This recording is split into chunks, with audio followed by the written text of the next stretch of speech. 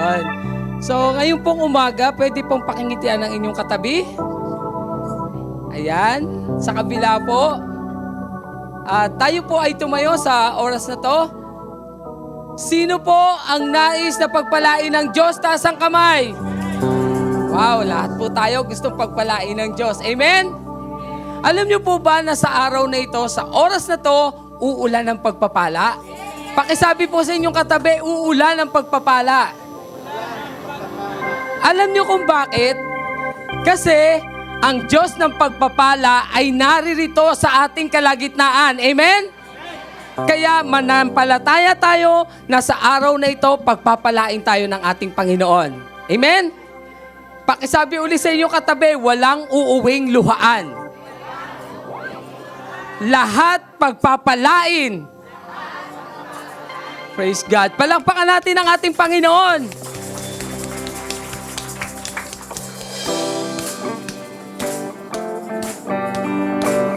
Ready po ba kayong tanggapin ang pagpapala? Hallelujah!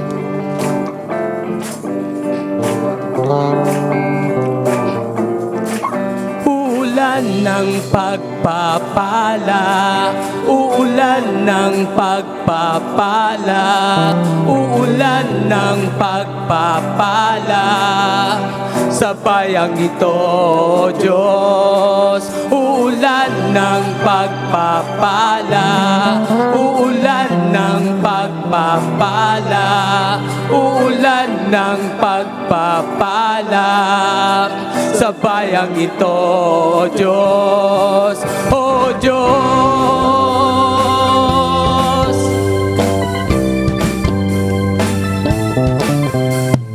Kung kami ay luluhod at sa iyo ay sasamba, kami ay iyong diringgin at ang bayang ito'y iyong pagagalingin. Ulan ng pagpapala, ulan ng pagpapala, ulan ng pagpapala sa bayang ito, Diyos. O Diyos.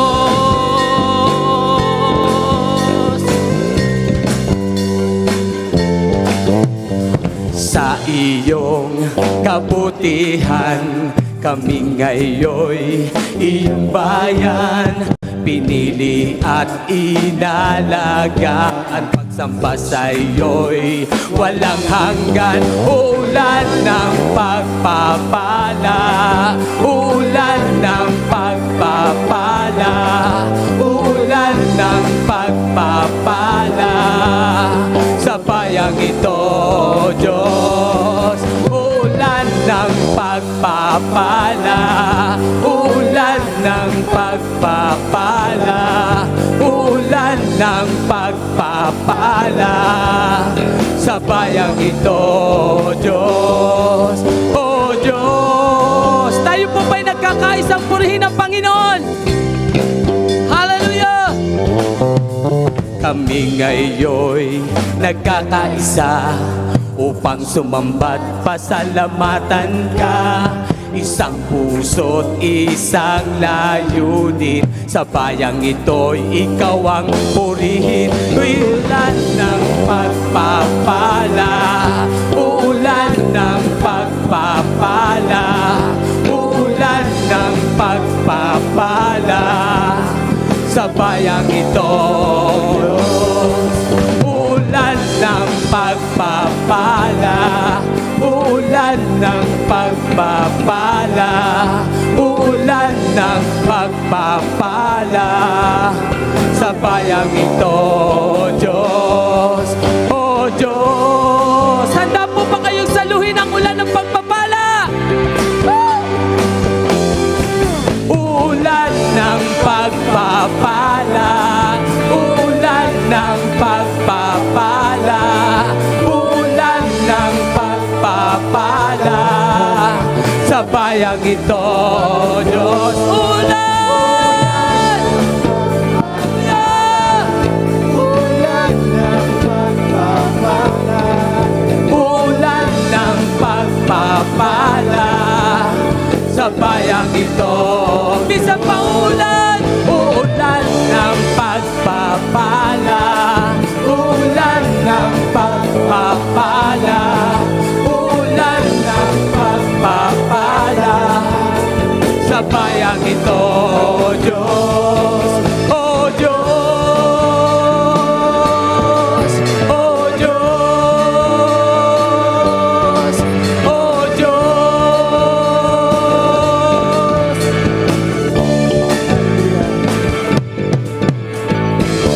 Hallelujah! Purihin natin ang ating Panginoon. Ang biyaya at pagpapala ng Diyos ay sapat na at higit pa. Amen! Oh! Sabay-sabay tayo pumalakpak sa ating Panginoon.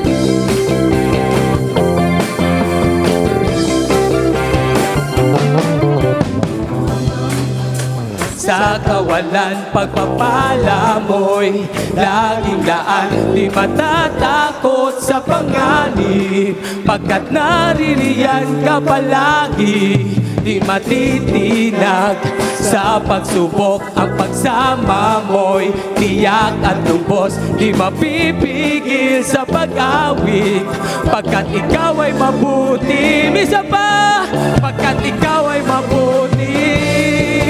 Ikaw ang aking pastol, hindi magkukulang, sapat na at higit pa. Biyaya mo'y sagana at umaapaw, sapat na at higit pa. Sapat na sa lahat kong pangangailangan, higit pa sa lahat kong inaasahan. Wala nang ang mahigit pa, pagkat ika'y sapat na, ika'y sapat na at higit pa. Hallelujah! Di magang sa kawalan pagpapala mo'y laging laan, di matatakot sa panganib, pagkat naririyan ka palagi, di matitinag. Amen! Sa pagsubok at sama mo'y tiyak at lubos, Di mapipigil sa pag-awit, pagkat ikaw ay mabuti. Minsan pa, ikaw ay mabuti. Dito po, ikaw ay mabuti. Ikaw ay mabuti, pagkat ikaw ay mabuti. Ikaw ang aking pastol, hindi magkukulang, sapat na at higit pa. Biyaya mo'y sagana at umaapaw, sapat na at higit pa. Sapat na sa lahat kong pangangailangan, higit pa sa lahat kong inaasahan. Wala nang ang mahiling pa, pagkat ika'y sapat na, ika'y sapat na.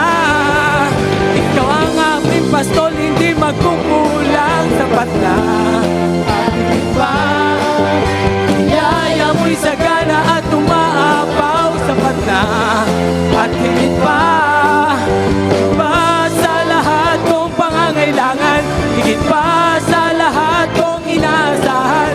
Wala nang ang mahiling pa, pagkat ika'y sapat na, ika'y sapat na. Ikaw ang aming pastol, hindi magkukulang, sapat na.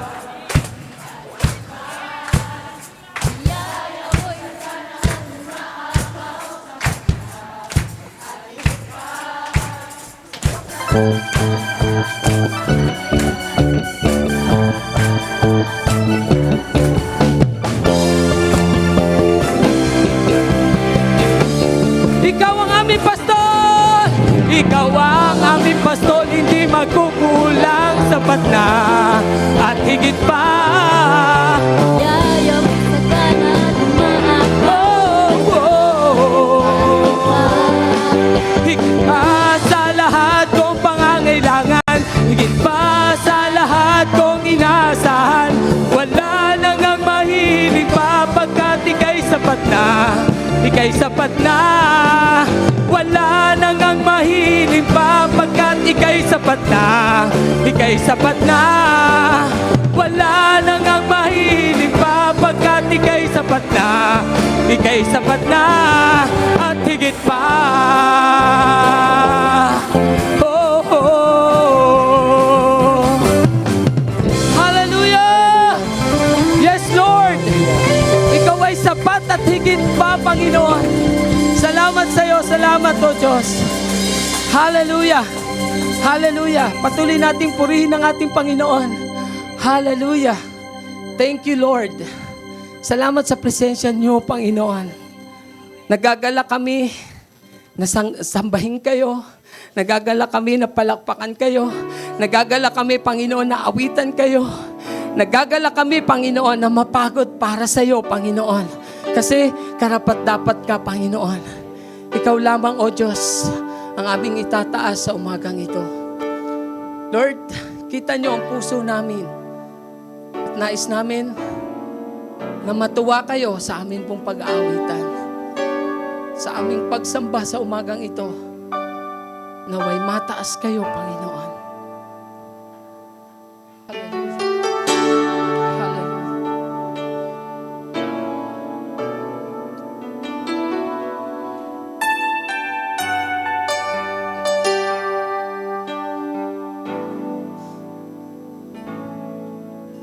Ikaw lang ang pag-asa ko, tanging ikaw ang buhay ko, Jesus. Kahit ako'y nangangamba, basta't ikaw ang kasama, panatag na.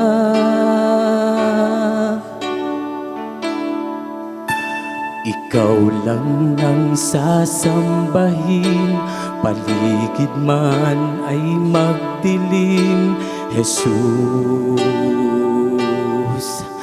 Kahit may suliranin man, lagi kang aawitan, ikaw lamang. Kahit kailan di ka nagkulang, biyaya mo sa akin laging laan. Ang pag-ibig mo sa'kin walang hanggan. Inibig mo ako noon pa man.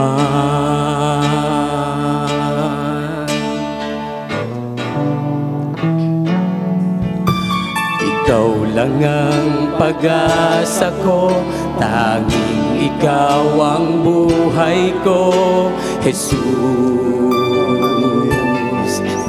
Kahit ako'y nangangamba, basta't ikaw ang kasama, panatag na.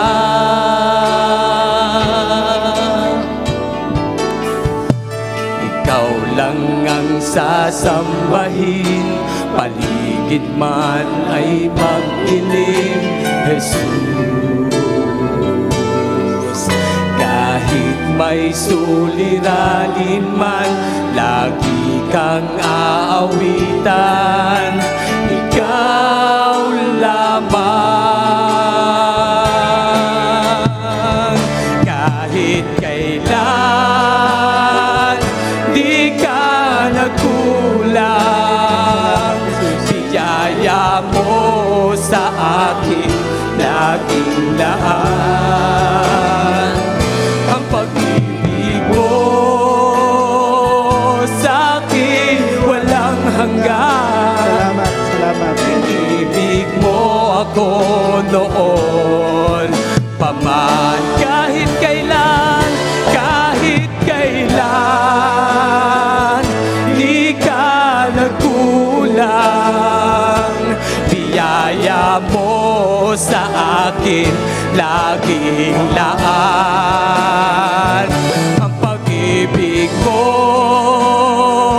sa'kin walang hanggan. Inibig mo ako noon pa man. Panginoon, dakila katapat sa dalangin ko. Ako'y inibig mo kahit ako ay ganito. Walang katapusan ng pagmamahal mo. Walang pinipili ang puso. Lakas natin ang ating tinig, Panginoon. Panginoon, dakila ka tapat. Ako'y inibig mo kahit ako ay ganito. Walang katapusan ng pagmamahal mo. Walang pinipili ang puso mo. Kahit kailan di ka nagkulang, biyaya mo sa akin laging laan.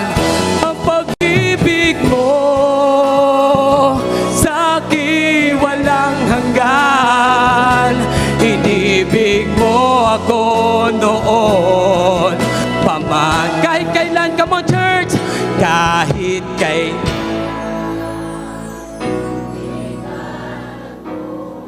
Salamat, salamat Panginoon.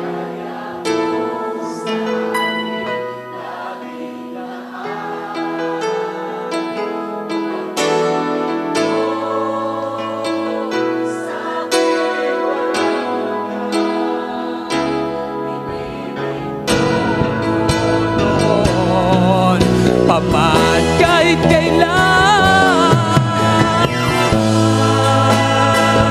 di ka nagkulang, biyaya mo sa akin laging laan. Ang pag-ibig mo sa akin walang hanggan. Inibig mo ako noon paman. Diyos na dakila, kinikilala, nag-iisang Ama, wala nang iba. Bawat papuri, alay sa hari, tunay ngang nag-iisa. Diyos na dakila, Diyos na dakila, kinikilala, nag-iisang Ama, wala nang ang iba. Bawat papuri, alay sa hari, tunay ngang nag-iisa ka, Panginoon. Nag-iisa, Diyos na dakila, Diyos na dakila, kinikilala, nag-iisang Ama, wala nang ang iba. Bawat papuri, alay sa hari, tunay ngang nag-iisa. Diyos na dakila, Diyos na dakila, Diyos na dakila, Diyos na dakila. O sa iyo lamang, Panginoon, ang lahat ng papuri. Ikaw ang Diyos na hari. Ikaw ang Panginoon ng mga Panginoon. Hallelujah. Hallelujah. Purihin ka, O Diyos. Amen. Hallelujah. Sige po, itaas po natin yung mga kamay po natin sa ating Panginoon ngayong araw. Yes, O Lord. Hallelujah. Lord, maraming salamat po, Panginoon, sa isang pagkakataong muli para kami, Lord, ay magsama-sama, makita namin po yung kadakilaan nyo sa buhay po namin. At nawa po, Panginoon, as we gather here po, Panginoon, makita po namin lalo kung gaano kakabuti, Lord, sa buhay po namin. Lord, maraming salamat dahil tunay nga po, kayo ang nag-iisang pastol po namin. At kayo ang pastol na mabuti, Lord God. Kayo ang nag-aalaga, Panginoon. Kayo ang nagpo-protect, Lord. Kayo ang nagpo-provide, Father. Maraming salamat, O Diyos, dahil sinabi niyo po ito, regardless ng aming pinagdadaanan ngayong araw, we will believe your word po, Panginoon. And Lord, maraming salamat for this experience po, Panginoon. Lord, alam po namin, hindi po kami worthy to give you all the praise, but Lord, thank you for making the unworthy worthy because of our Lord Jesus Christ, Lord. Maraming salamat po, Panginoon, for forgiving us from all of our sins, O Lord God, that right now, Lord, we can say, Lord, na Ikaw ang Diyos namin, Panginoon, that we can come into your presence, Lord God. Maraming salamat po, Panginoon, and we pray that as we continue to worship you today, i-bless niyo po, Panginoon, lahat ng mga tatayo po dito sa harap, lahat po ng mga sasabihin dito. Anoint everyone, Lord, pati na po yung magiging speaker po namin. We pray, Lord, that you will use him po, Panginoon, to glorify you, Lord God, and proclaim, Lord, the mystery of our Lord Jesus Christ. And maraming salamat, O Diyos, dahil alam po namin na pag kami, Lord, ay nag-expect sa inyo, hindi po kami mabibigo. Because our hope never disappoints po, Panginoon. Will never be disappointed po, Panginoon, ang aming hope, because you said it sa Romans chapter 5, Lord God. Maraming salamat, Panginoon. Maraming salamat, Panginoon. Thank you, Lord. Thank you, Lord. In Jesus' name we pray. Amen. Amen. Palakpakan po natin ang Panginoon. Praise God. Sige po, habang po kayo po, hanap po kayong tatlong tao. Can you just speak blessings sa kanila po? Amen.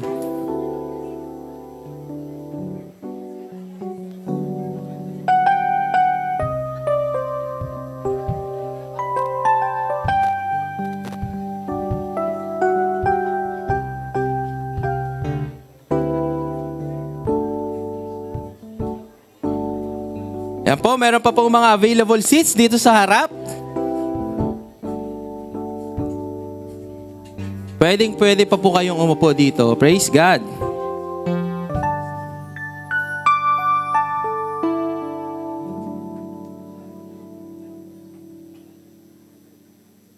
Amen. Welcome po to Marikina Foursquare Gospel Church, and we are the church that follows Christ and makes followers of Christ. Pakitingnan nga po yung katabi po ninyo. Ayan, pakisabi, welcome na welcome ka dito, kapatid. Amen. We would like also to grab this opportunity para i-welcome po natin lahat po ng mga first-timers po natin at mga second-timers po natin dito na umattend sa physical service po. Pwede po bang pakitaas yung kamay po ninyo? Ayan, kung kayo po ay first time po dito sa right side ko, second time na makabalik po, amen. Dito po sa gitna, meron po ba tayong first-timers? Okay, dito po sa left side po natin. Ayan. Kung kayo po ay regular attendee na at mukhang hindi po familiar ang katabi nyo. Okay? Meron po ba? Praise God. At sa lahat po ng mga nanonood sa ating live stream, kung ito po ay first time ninyo makasama po namin o makapanood po ng live stream po namin, pakitype lang po dyan, I am new here. At sa lahat po ng mga regular attendees na po natin, pakitype po dyan yung pangalan ninyo at yung pangalan po nung kasama po ninyo. Amen? Sino po ang na-bless po last OPC po natin? Say amen. Okay, ilan ang umattend? Okay, this coming Wednesday po, meron po tayong...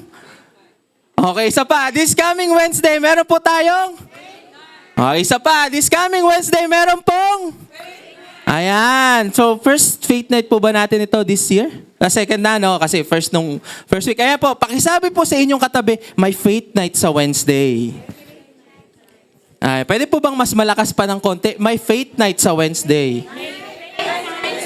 Ayan, praise God. Ayan po, would like to invite you po this coming Wednesday, 6:30 p.m. para po tayo ay manalangin at makinig po ng salita ng Diyos. At lalong-lalo na po, no, magsama-sama po tayong manalangin para po doon sa mga prayer requests po natin every week. So, and also po, isa pong avenue ito para makita po natin, mapakinggan po natin, alam niyo po, every week, meron pong mga testimonies na ginagawa ang Panginoon sa buhay po ng iba. Amen po ba?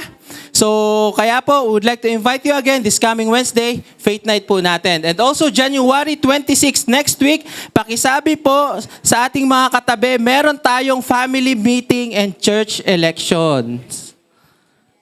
Okay. Isa pa po, pakisabi sa inyong katabi, may family meeting next week. Ayan. Sa lahat po ng mga members na po ng church na ito, no, meron po tayong family meeting next week after po ng second service ito. 12:30 p.m. meron na po itong lunch na gagawin at tuloy-tuloy po ito. So, I hope po maka-attend po ang lahat. And also sa lahat po ng mga kabataan, sumigaw ng praise the Lord. Ayan, praise the Lord. Alright. Mamaya po, 12:30 p.m. meron po tayong Salt and Light at sa lahat po ng mga parents po natin at mga kabataan na nandito, please invite your grandchildren, your mga anak nyo po at saka mga friends ng mga kabataan para po umattend po sa Salt and Light natin. Amen? And also next week po, meron po tayong special annual youth offering. So kung naaalala nyo po, once a year po ito, ginagawa po natin, ito po ay para po sa mga kabataan po natin. Okay? Naalala nyo po, ang mga UFW, meron pong alabaster offering. Tama po? Sa youth naman po, meron din po ito na sayo ang tawag po natin. So, special annual youth offering po natin. So, any amount will do po, but we pray po that i-bless nyo po ang mga kabataan and we believe po that the Lord will continually bless you. Amen? At sa lahat po ng mga may talent, pakitingnan po inyong mga katabi. Ayan, merong audition po ang ating worship team. So every 9:30 a.m. hanggang next week po ito, kung kayo po ay gusto nyo pong sumali sa ating mga music team dito po sa harap, kumanta, pwede po kayong mag-audition, pumunta lang pa kayo 9:30 a.m. Magdala lang po ng mag-prepare lang po ng kanta na isang slow song at saka isang fast song. Okay? So, Christian songs po ito ha. Okay? And also sa January 25, meron pong prayer team huddle. So, 6:30 a.m. po ito sa lahat po ng ating mga prayer warriors. Magkita-kita po kayo dito po sa church this coming January 25. And also sa lahat po ng mga PH208 po natin, na mga children po at saka mga parents, meron pong special announcement dito na meron pong New Year, New You, Same God. Okay, sa January 18 po, kahapon po ito, nangyari na po ito. So, next week na po yung mangyayari ulit sa second batch na po. 6 years old to 8. Ayun, pakitingnan na lang po dyan sa harap. Pati po kung sino po yung mga teachers po na hahanapin nyo po. Okay, sa lahat po ito ng mga PH208, okay? Na parents po natin, paalala po sa ating mga kabataan, 8 a.m. to 12 noon dito po sa second floor po natin. Amen. So yun lamang po, palakpakan po natin ang Panginoon. Thank you, Kuya Nats. It is my task to yung hawak niyong papel. Ayan. Sino po walang hawak na papel? Ayan, guys. Ayan. Just keep your hands up para lang po makita. Magmi-missions pledging po tayo ngayon. Missions pledge is a faith promise. Yan pong original salita ng missions pledge. Faith promise. Faith because baka marahil siguro yung mga pera natin, hindi naman talaga siya sobra-sobra, no? Kaya sapat lang. Kaya siya faith promise because you trust God to give you the extra money para sa missions. Okay, can we all say together, missions? One more time, go, missions. Ang nangyayari, ang church po ng Panginoon ay missional church. Hindi pwede ang isang church ay parang social club lang siya. Sige, magtawanan tayo, magkainan tayo sa simbahan, pero hindi niya nagagawa yung purpose niya. Hindi po yun missional church. So, J-Clam is a missional church. Kaya we have missions pledging. The organization believes in missions. Marami po tayong missionaries all over the world, no po, kung saan-saan pong lugar, sa mga South America, North America, yung sa mga Middle East, meron din po tayo dyan mga naka-assign na mga pastor. At mismo dito sa Pilipinas ay meron din po. Okay? Kaya yung faith promise po ay parang ganito. Lord, wala po ako extra pera, pero nananampalataya po ako, yun yung faith. Nananampalataya po ako na you will give me money to support missions. Hindi mo pa hawak, pero nananampalataya ka na. Okay? At ito lang po yung warning, kasi minsan binibigyan ka na ni Lord, pero unang nasa isip mo, missions to Starbucks. Missions to McDo. Oo. Nakalimutan mo yung missions mo kay Lord. Yun lang po. Kasi alam ko, binibigyan kayo ni Lord, minsan lang hindi nabibigay. Okay? Ang next challenge ko naman, yung faithful na po sa missions. You think of missions na, alam niyo po yung hindi lang siya parang on the side, parang side hustle, side hustle ng church na magka-missions offering. Hindi po.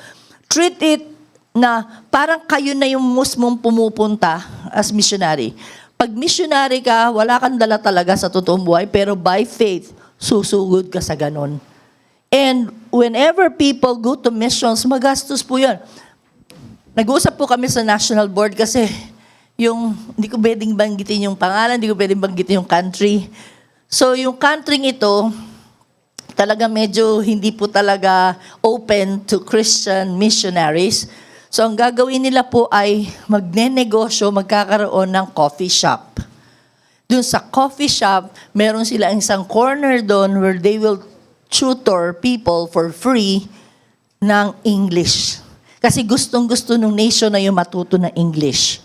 So while earning money from the coffee shop, they are tutoring these nationals, locals nila, and at the same time sharing the gospel. Okay? So magastos po yun. They need to magkakaroon sila ng startup business. So we were talking about that sa national level po. Kaya ano humang pera na binibigay nyo towards mission, akala mo lang yung contribution mo parang wala lang. Hindi po, it goes a long, long way po na mas maraming nare-reach na unreached people groups. When we say unreached people groups, yung kahit minsan ay hindi nila narinig ang gospel, kahit minsan lang. Ang dami po pa nun, ang dami pa po. Nung wala sila idea, anong Jesus? Sino yung Jesus? Anong kasalanan? Ano yung sin? Hindi nila po alam yan. Tayo ilang beses na natin narinig yan all our lifetime. Pero may mga grupo pa rin po hindi nakakarinig. So yun po yung purpose ng missions. So grabe po ang missions. Kaya nawag grabihin nyo rin po yung inyong pagtanim ng seed sa missions. Lalo na malaki naman na po yung tithes nyo. I-proportionate nyo po yung missions. I'm not bragging, but I want to set the example na ako po yung promoter ng missions. Okay? So, sige po, kukunin nyo lang po yan. Mananalangin po ako.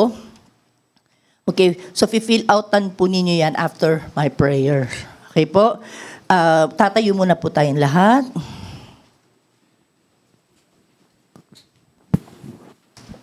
Salamat po sa pagkakataon, Panginoon Diyos, na kami po ay mag-pledge sa missions. Tulungan niyo po yung puso namin to go out into the mission field.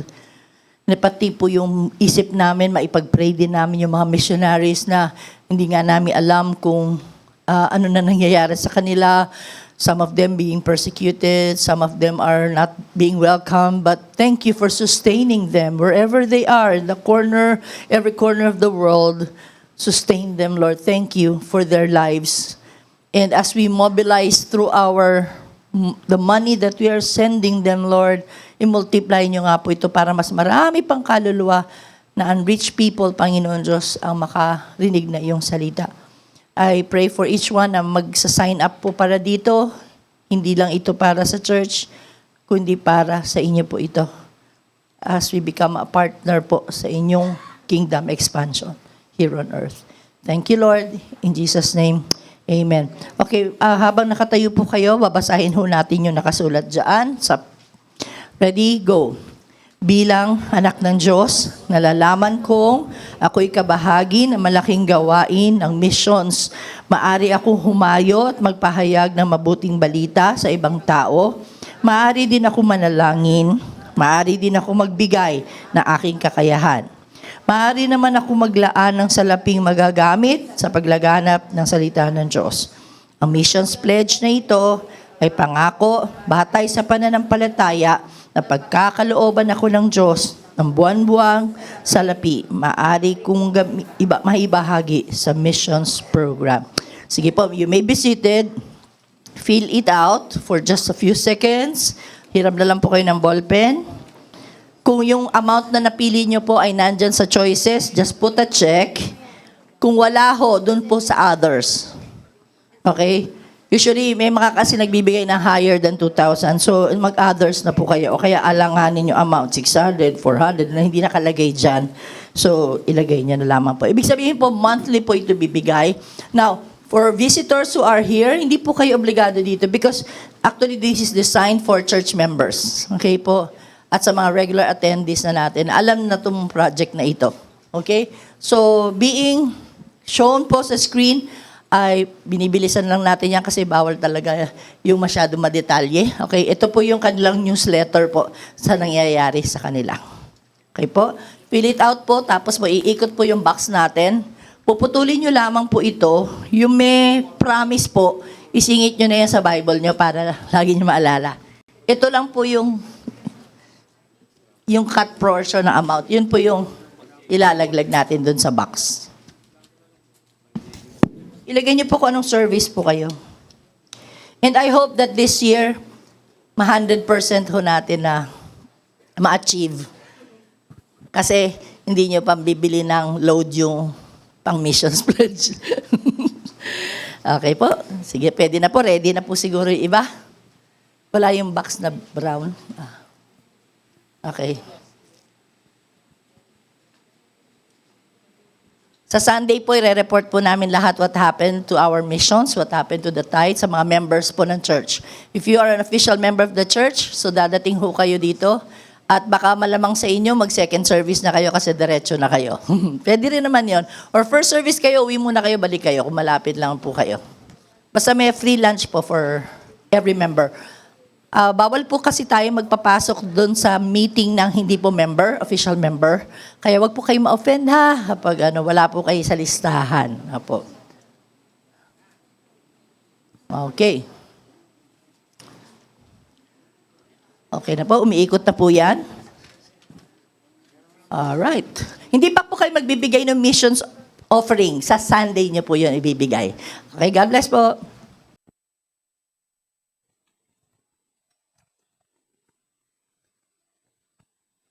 Bakit ganyan po kayo makatingin? Hallelujah. Yan. Pwede po bang umiti kayo? Yan.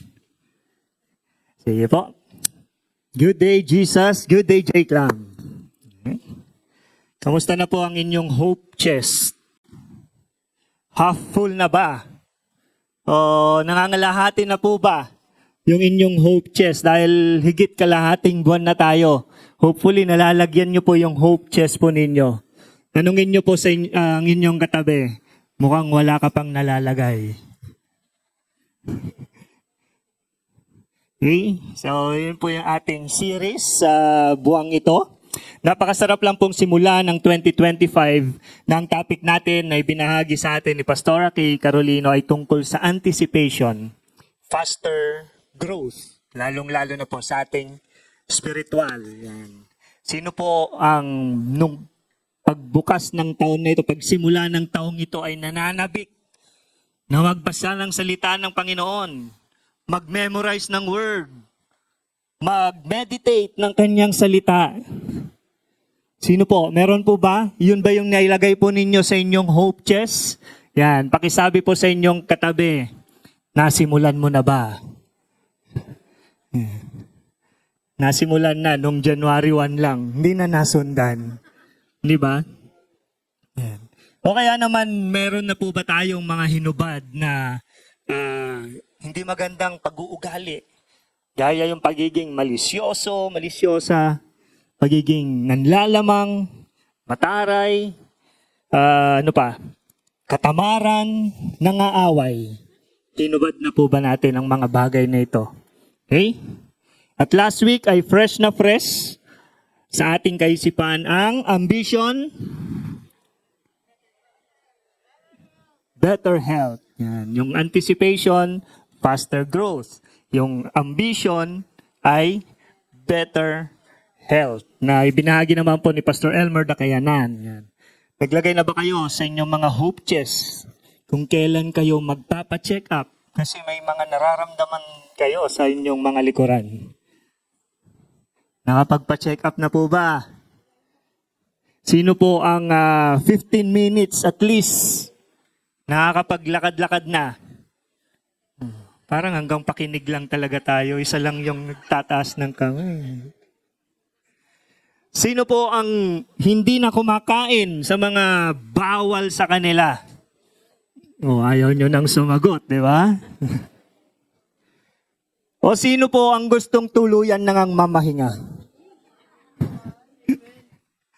Yan. Sino po ang nagkakaroon na ng rest, ng pahinga? Parang kalahating buwan pa lang ng January, pagod na kayo. Okay? May spiritual na, may physical na rin. Ngayong araw na ito, ano ang gusto ninyong pag-usapan? Tungkol sa pera? Tungkol sa pera? Yan.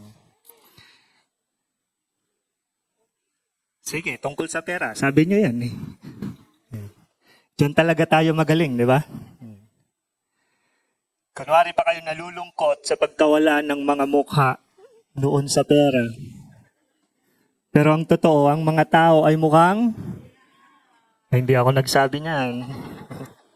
Kayo po ang nagsabi niyan. Okay? Sige po, ang ating pag-uusapan po ay acquisition. Acquisition. Ang ibig po sabihin ng acquisition ay galing sa salitang root word na acquire, obtaining or gaining possession of something. Either binili, ininvest, nakuha. Okay? Kinuha. Nagkaroon ka ng land, nagkaroon ka ng kotse, nagkaroon ka ng sariling bahay, nagkaroon ka ng negosyo. Yan ay in-acquire mo. Yan. Okay po. Yun yung ating pag-uusapan. Yan po yung ating topic, acquisition. Sa mas madaling salita, focus po tayo pagdating po sa finances. Greater financial capacity. Okay? Pag sinabing acquisition, greater financial capacity. Natutuwa po ba kayo na ito ang topic natin? Paano ka magkapera? Ayaw nyo? Baguhin na natin. Paano ka magkapera? Okay? Bakit parang hindi po kayo makapaniwala na ito ang binigay na topic sa akin? Wala akong bahay na sarili. Wala akong sasakyan. Wala akong negosyo. Kaya pala kayo ganyan makatingin. Okay?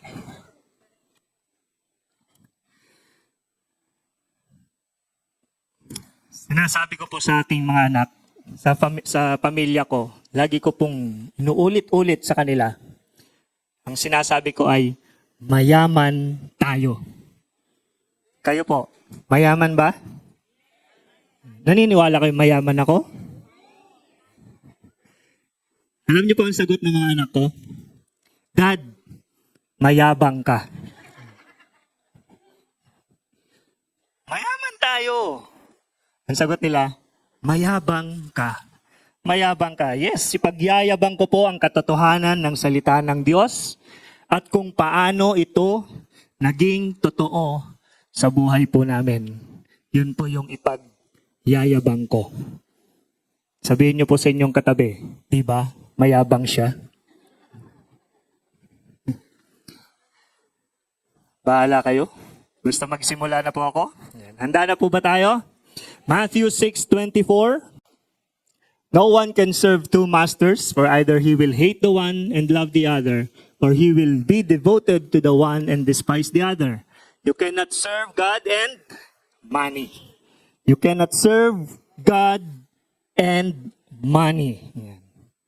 Pwede po ba? You cannot serve God and money. Pero ang sigaw po natin, but I want both. I want both. Di po ba sabi ni Pastor Elmer last week, pwede namang dalawa o tatlo, di ba? Pag pinapapili ka, huwag lang isa. Dalawa, tatlo, o mas marami pa. Pwede naman. Di po ba?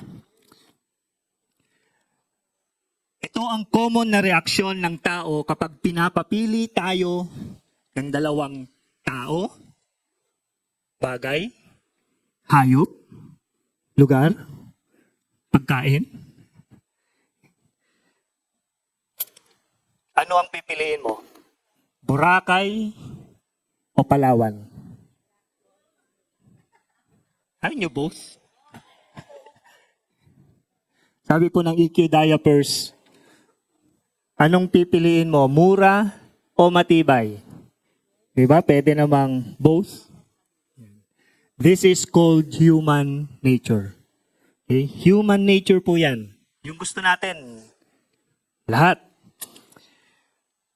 A general characteristics, behavior traits ng isang tao. Yun po ang human nature. Kaya sabihin niyo po sa inyong katabi, normal ka pa. Yan. Normal pa po yung katabi ninyo. Okay? So ano po ang ibig sabihin ni Jesus sa huling verse na binasa natin? You cannot serve God and money. Hindi sinasabi ni Jesus na manatiling mahirap ang mga mananampalataya. Hindi niya sinasabi na hindi mararanasan ng mga Christians ang luxury at kaginhawaan. Hindi rin niya sinasabi na working so hard ay you do not honor God. At hindi rin niya sinasabi na masama ang mayayaman. What Jesus means is a person sincerely serving God will not organize their lives around acquisition of wealth. Ang isang tunay na mananampalataya ni Jesus ay hindi sa bawat segundo ang iniisip ay paano kumita ng pera hanggang sa kanyang panaginip, pera pa rin. Pera pa rin. Bawat kilos mo, may kikitain ba dyan? Bawat kibot mo, may mapapala ba dyan? May mga taong ang ginawa na lang ay mangurakot. Maglagay para makuha ang malaking project. Mag-invest sa mabilisang transaksyon. Kapag na-scam, iyak. Galit. Di po ba? May mga tao rin, at lalong-lalo na po, alam niyo po ba, na yung huling nanalo ng 300 million plus sa loto ay taga-Jake lang? Joke lang. Joke lang. May mga tao din nakasama na po sa 4-piece. 4-piece na, may tupad pa siya, may akap, may AYIX. Kasali pa rin siya sa Chuchi Foundation, kasali pa sa PH208 o Compassion, at lahat na lang ng foundations sinalihan. Ang lahat pong yan ay assistance lang sa bawat pangangailangan. Tinatawanan po natin yung sarili po natin, pero minsan, ito po ang katotohanan. 4-piece member na, pero naka-iPhone. Pro Max, 16 Pro Max, fully paid. At meron pa siyang mini grocery sa looban. 4-piece member po yan.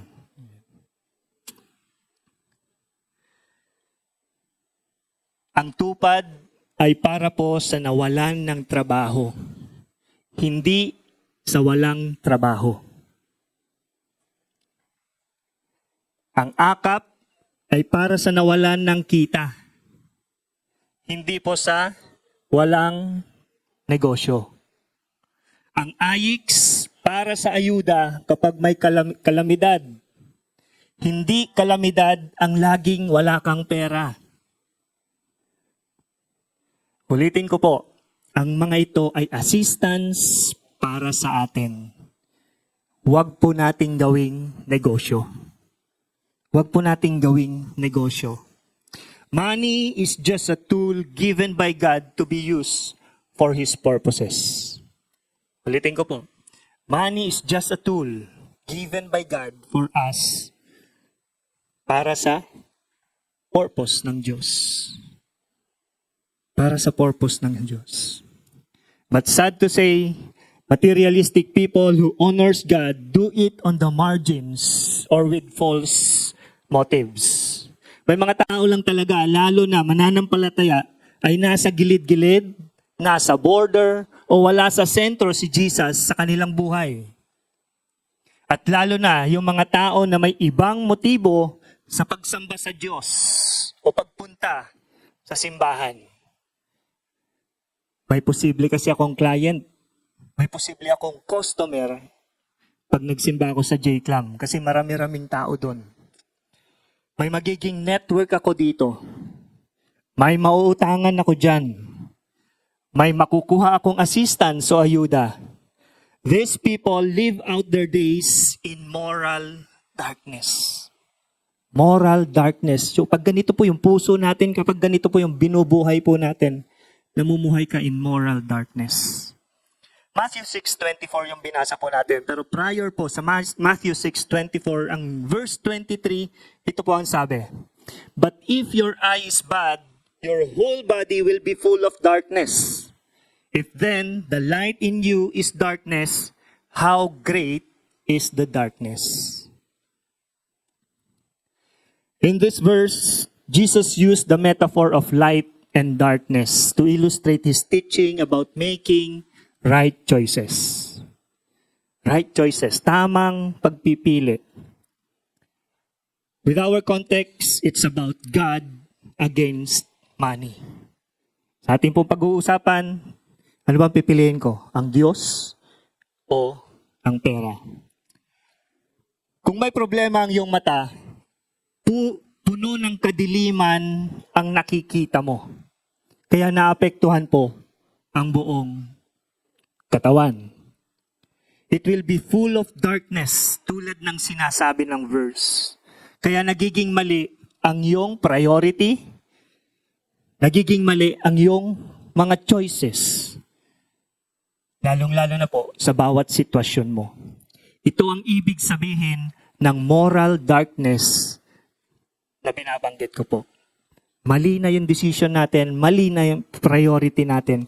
Kasi nga, puro kadiliman yung nakikita natin.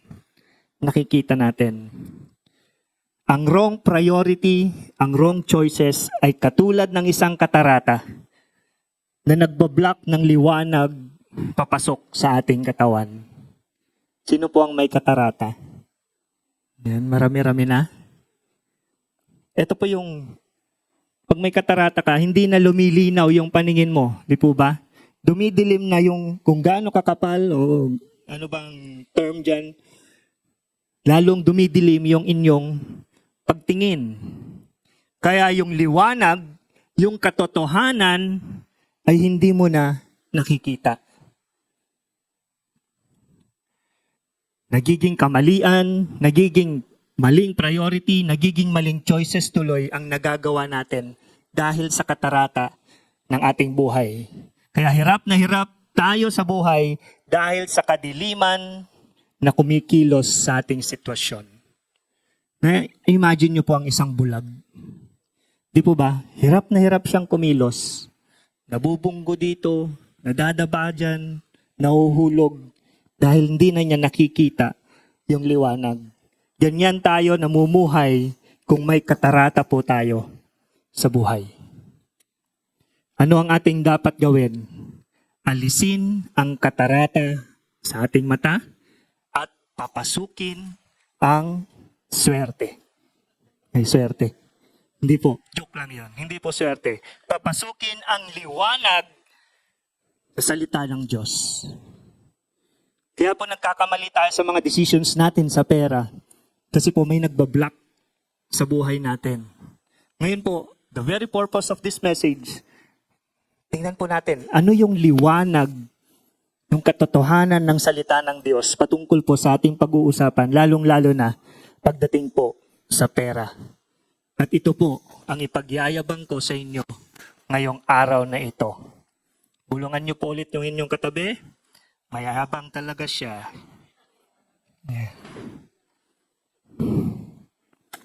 Okay, simula na po tayo. Sino po ang taga London? Meron po bang nakapunta na ng London o kaya doon nakatira, London? Yan. London, London uli, London na naman, London ng paulit-ulit. Loan sa SSS. Baka iba daw ang gagamit.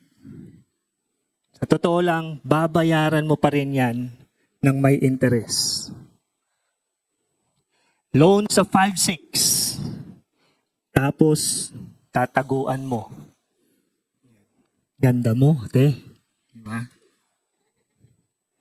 Pati sa online loan, pinatos na rin. Di na tinantanan. Makapag-loan lang. Hanggang sa darating ang sitwasyon mo na yung hinihiram mong loan ay pambayad mo na ulit sa pinagkakautangan mo. Dumating po ba tayo sa buhay ng ganito? Mukhang ako lang. Mayayaman talaga kayo. Romans 13:8. Let no debt remain outstanding except the continuing debt to love one another. Let no debt remain outstanding. This verse talks about the obligations of Christians to love one another. But what we are going to talk about ay yung obligasyon natin sa pag-ibig sa kapwa ay ganun din yung obligasyon po natin pagdating sa utang. Ang utang ay dapat pagkakataon mo ng maningil sa katabi mo. Hindi ko sinasabing masama ang mangutang o kaya ay kasalanan ang mangutang. May mga pagkakataon na kailangan mo itong gawin katulad ng medical emergencies. Si Tatay Monching po ay nakalabas na. 300,000 po yung bill sa hospital, 70,000 sa doctors. Sino pong magpapautang po? Hindi daw magpautang pag medical emergencies. Pag meron pong job layoffs, nawalan ka ng trabaho. Dito po tayo lumapit sa DOLE, sa DSWD. Ito po ang trabaho ng TUPAD. Maximize po natin yung mga bagay na ito. Bankruptcy. Lapit po tayo sa AKAP. Pag nawalan ka ng kita. Di po ba? Dito po tayo pwedeng mangutang. Tingnan niyo po yung katabi at sasabihin, pero kapag magpapariband ka at mangungutang lang, hindi po yun tama. Kapag bibili ka ng iPhone para ipagyabang lang, pero utang naman, hindi po yan tama. Kapag mag-travel ka na hindi mo alam kung paano babayaran, hindi po yan tama. Kapag mag-celebrate ka ng kasal, anniversary, birthday, child dedication, sa probinsya po kahit funeral, talagang bongga yung mga handaan. Pero kung ito ay utang, hindi po yan maganda. Sabihin mo sa iyong katabi, ang pangit ng ganun. Yung medyo may gigil, ang pangit ng ganun. Yan.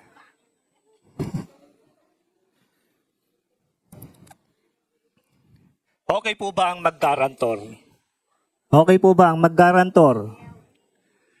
Mag-isip ka muna kung ano ang mas mahalaga. Yung kaibigan mo o yung utang ng kaibigan mo. Uutangin ng kaibigan mo. Isip ka muna. Ano bang mas mahalaga? Yung kaibigan mo o yung pangangailangan ng kaibigan mo? Marami na pong relasyon ang nasira dahil sa ganyang sistema.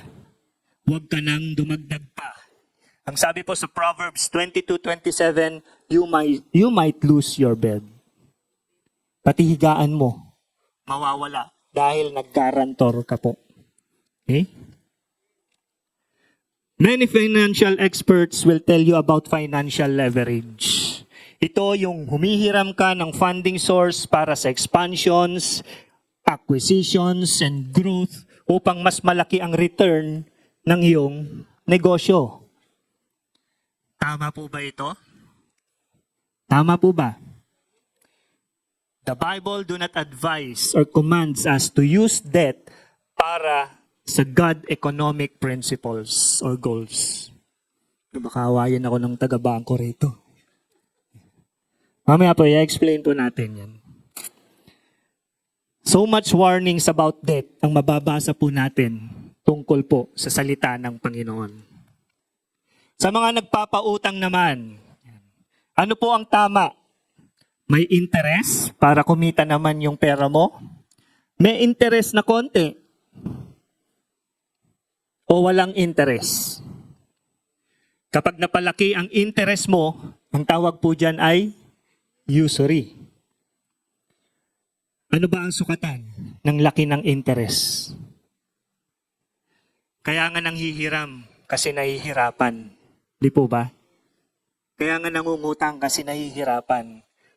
Huwag mo nang dagdagan yung hirap niya. You shall not charge interest on loans to your brother. Deuteronomy 23:19. You shall not charge interest on loans to your brother. Pero praise God po, dun sa mga nangungutang, tapos dinadagdagan po nila bilang love gift doon sa nagpahiram sa kanila. Praise the Lord. Loans and debts limit spiritual growth, where freedom enables us to focus on God and His purpose. Kapag marami po tayong loans, marami tayong utang, nalilimitahan po yung spiritual growth po natin. Bakit? Kasi trabaho ka ng trabaho para lang may pambayad ka. Whereas kapag wala kang utang, sabi rito, enables us to focus on God and His purpose. Totoo po ito. Kung marami kang loans, panay ang kayod mo.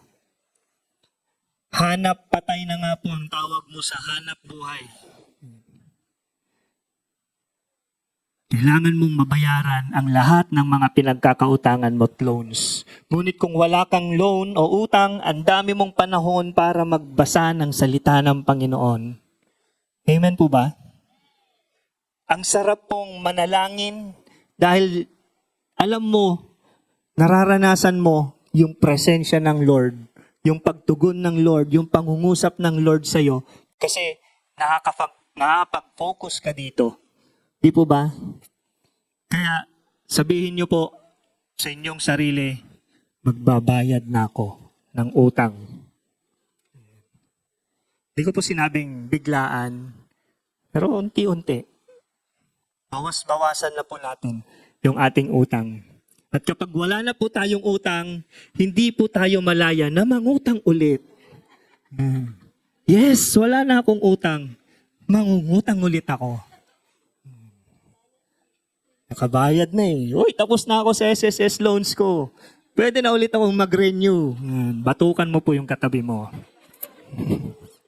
Okay? Iwas-iwasan po natin ang utang. Alam po ba natin na mas madali ang mag-budget kapag bayad na tayo sa ating mga loans?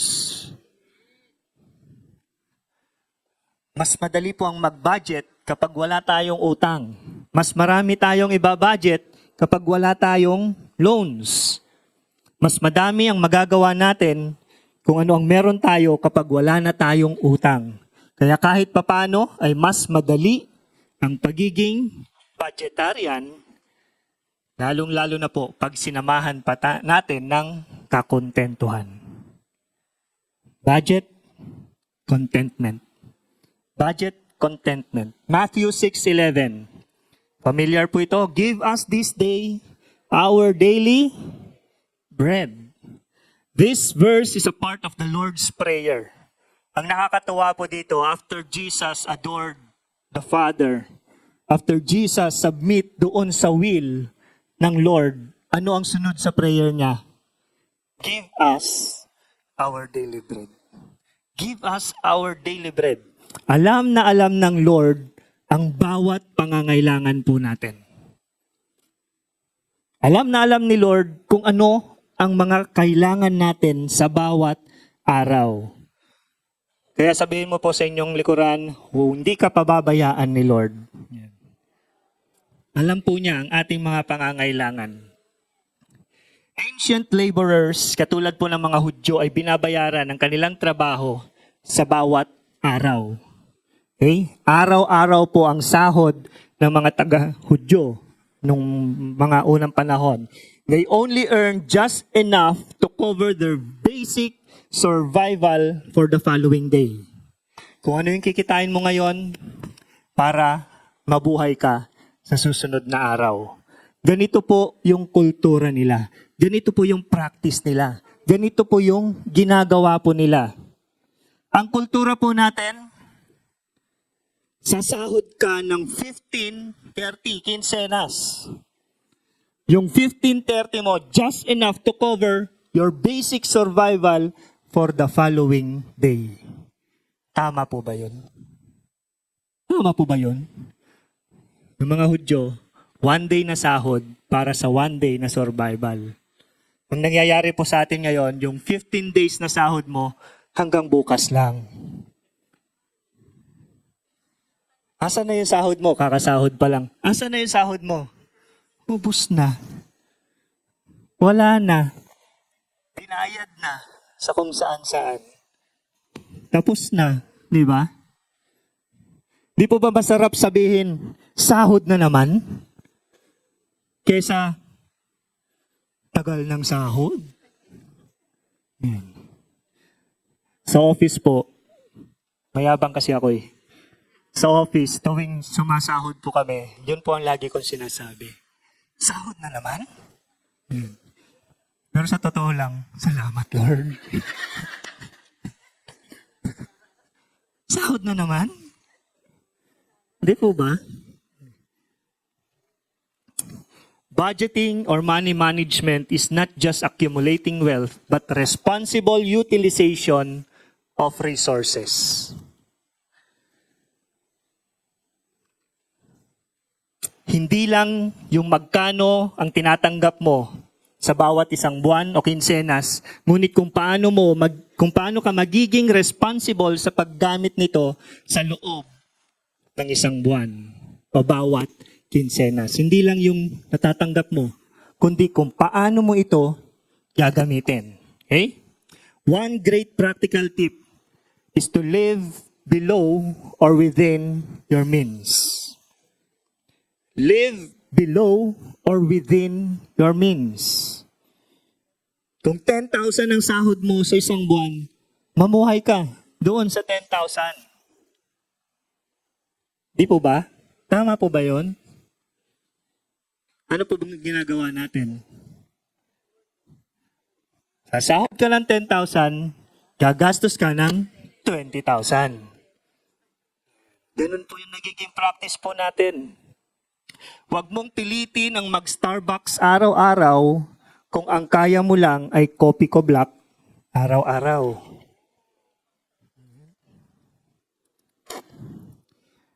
Hayaan mo na ang LV na bag ay sa iba mo nakikita. At ang bitbit mo ay eco bag. Kasi sa palengke naman ang iyong punta. Wala nga kaming iba-budget, Pastor. Kulang pa nga eh. Di kaya. Pag di po kaya yung budget po natin, anong kailangan po natin gawin? Next step, next tip. Assess your expenses. Assess your expenses. Baka naman araw-araw ay scatter ang ginagawa mo. Sabihin mo, tanggalin mo na yan. Hindi nakaka-relate yung iba. Gabi-gabi ay inom at yosi ang nakagawian mo. Sabihin mo, itigil mo na yan. Bili ka ng bili ng milk tea, sapatos, bag. Sabihin niyo po sa inyong katabi, iwasan mo yan. Kapag tinanggal mo ang sugal, tinigil ang bisyo, at iwasan ang layaw, malaking tulong ito sa budget ninyo. Amen po ba? Ang ganitong lifestyle will lead you to satisfaction and fulfillment. Ang ganitong lifestyle will lead you to contentment and peace. Kapag may budget po tayong ginagawa, mas mapayapa ang buhay po natin. Mas maalwal ang buhay po natin. Mas maginhawa ang buhay po natin. Hindi pa rin kasya, Pastor. Dagdagan pa natin. Another tip, do side hustles. Sidelines. Pag di pa rin kasya, mag-sideline po tayo. Anong skills mo? Ano yung meron ka? Gamitin niyo po ito para magkaroon ng sideline. Di po ba? Makakadagdag po yan para sa ating mga pagtugon sa ating mga pangangailangan. Okay? Ignoring budgeting causes stress and anxiety, where practicing provides peace and contentment. Pag wala ka pong budget, pag hindi mo ginawa ang budgeting, may stress ka lang. May stress ka lang po. Pero kapag ginagawa mo ang budgeting, payapa ang buhay. Magiging kontento ka kung anong meron ka. Sa totoo lang, ang stress at anxiety natin ay nanggagaling sa wala kang pera. Tama po ba? Meron po isang nanay, nagkasakit ang kanyang anak. Ginawa niya, kumuha ng bimpo, face towel, binasa, nilagyan ng mainit na tubig, at kung lahat na lang ng ointment, anong mga nilagay dun sa face towel at pinatong sa noo ng kanyang anak. Ang tagal gumaling. Pero si Ayot po, lagyan mo 1,000 sa noo. Andyan ba si Ayot? Baka hindi ako makauwi mamaya. Nagsimpa ka pala. Nakala ko wala ka.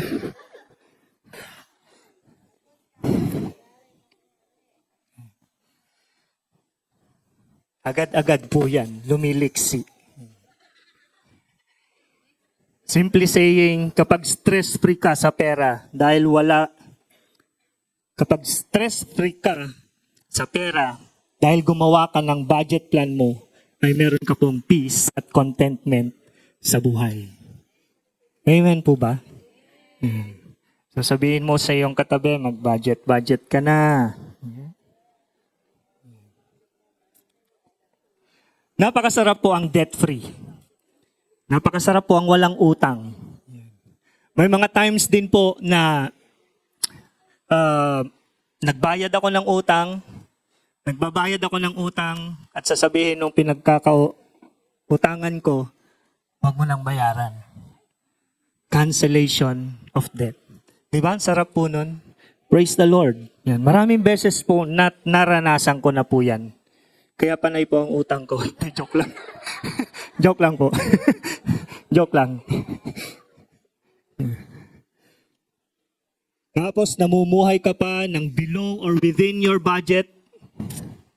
Tinanggal, tinigil at inawasan ang mga bagay na hindi nakakatulong sa'yo. Hayahay ang buhay. Di po ba? Wala kang utang, namumuhay ka within the budget, inalis mo yung mga hindi dapat pagkagastusan, hayahay ang buhay. Sabi mo sa inyong katabi, may savings ka pa. May savings ka pa. Pwede po ba yung kaliwang kamay po ninyo, ilagay po ninyo sa tiyan po ninyo? Sabihin nyo po sa inyong sarili, ito ang resibo ng aking ipon. Bakit?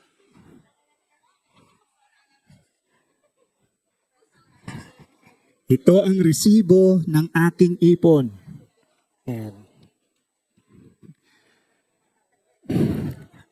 Birthday ko po, pagbigyan nyo na. Baka hindi nyo ako yayain mamaya. Proverbs 6:8. She prepares her bread in summer and gathers her food in harvest. She prepares her bread in summer and gathers her food in harvest. The wisdom in saving can be seen through these tiny creatures. Ano po ito? The soldier ants. Di po ba? Yung mga langgam, ganito ang ginagawa nila. They gather enough food, not only for themselves, but also for the next generation. By doing this, they just do not protect themselves from hard times, but they also provide security for their children. Masarap po at kailangan po natin ang mag-ipon.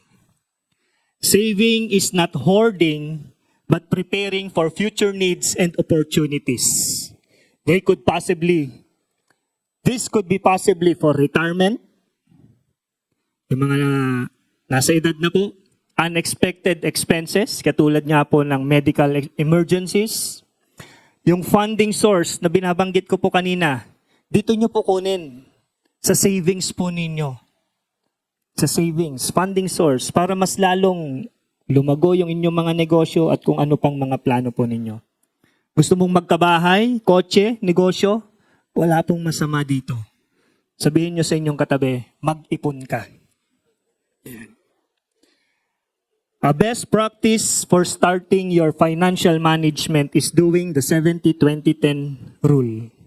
70-20-10 rule. 70%, ito po yung sinasabi kong budget. Live below or within dito sa 70% ng inyong kita.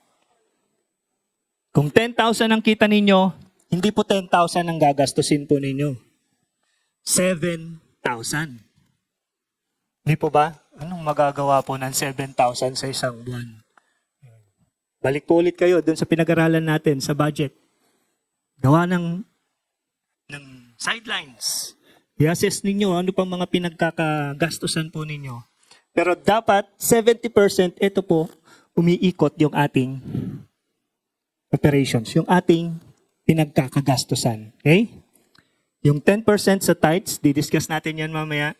Yung 20% para sa savings.